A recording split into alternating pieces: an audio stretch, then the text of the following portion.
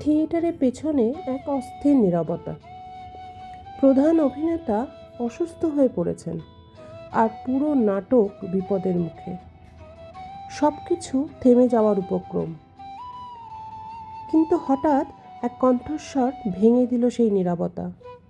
Show চালিয়ে যেতে হবে। এই শব্দেই যেন নতুন শক্তি পেল সবাই। নাটক চলল ঠিক তেমনই। জীবনে যখন বাধা আসে তখনই আমাদের আরও বেশি সংকল্পের প্রয়োজন।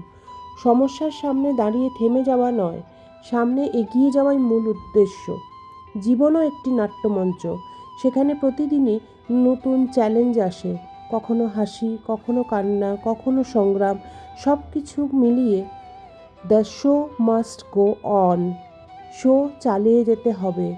এটাই জীবনকে এগিয়ে নিয়ে যাওয়ার সত্যিকারের দৃষ্টিভঙ্গি এবং ভালো থাকার ও ভালো রাখার একমাত্র উপায়।